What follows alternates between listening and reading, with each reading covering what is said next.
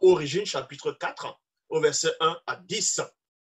Il a dit, il arriva bien plus tard que Muto s'unit à Moto. Il y a point ici. Elle devint enceinte et enfanta Pongisset. Elle devint enceinte et enfanta Pongisset, donc ce qu'on va nommer Caïn. Un petit homme, c'est-à-dire un petit homme noir à leur ressemblance. On vous apprend ici que Caïn, donc du vrai nom, Pongisset, c'était un noir. C'était un noir, donc de la race noire, exactement comme son père et sa mère. Est-ce que vous comprenez? Ça n'a rien à voir avec que dans des fausses versions, on pourra vous dire, ou dans des fausses écrits, plutôt certains écrits, on pourra vous dire que Caïn, parce qu'il a péché, dans son visage s'est abattu, il est devenu un noir.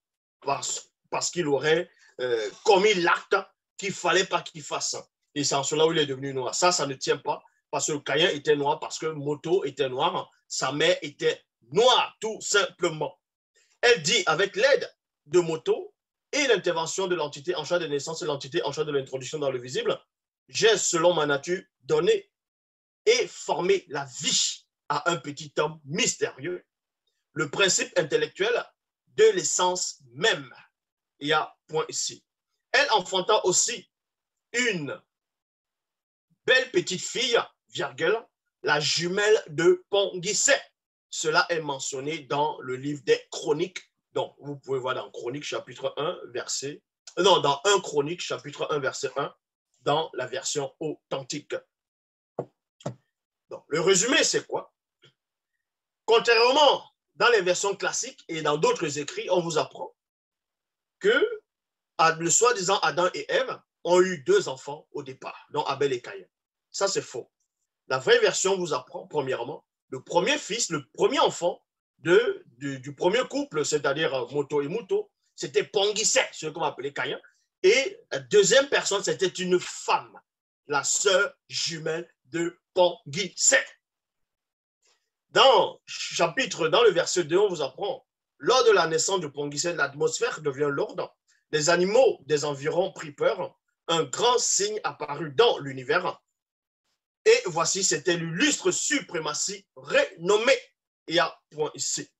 Il y eut une très grande tempête et l'océan fit beaucoup de tumulte. On vous apprend c'est que quand Pongisset est né, l'atmosphère a changé. Il y a eu des événements, que ce soit des événements qui sortaient de l'ordinaire, qui se sont manifestés. Et les animaux des environs ont pris peur.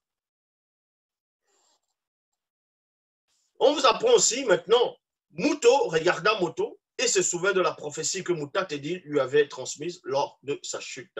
Parce que quand l'homme et la femme ont chuté, Mutatedi, celui qui guide et qui intronise les initiés, a transmis, en gros, Mutatedi a transmis une révélation, quelque chose, un secret à Muto. Est-ce que vous comprenez? Par rapport à ce qui s'était produit lors de la naissance de Pongisset, de ce qui allait arriver.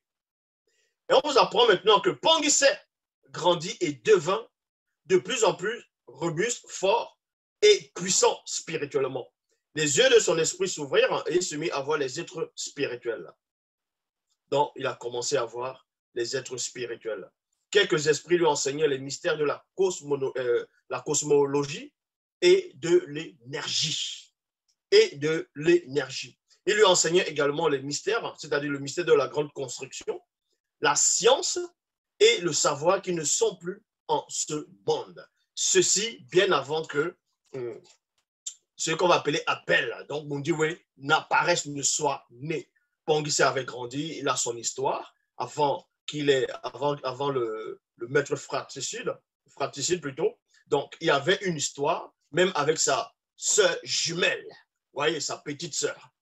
Ils ont vécu longtemps, bien avant que, comme je dis, Abel n'apparaisse. C'est en cela qu'on vous dit ici, Pongisset devint un transformateur et celui qui centralise, il comprit certaines anomalies de la pré-chute dans le visible. Et à point, il vit que quelques lois étaient brouillées et perverties. Les symétries des lois du visible avaient été contaminées par Satan, le Moudima Bobé, le mauvais esprit.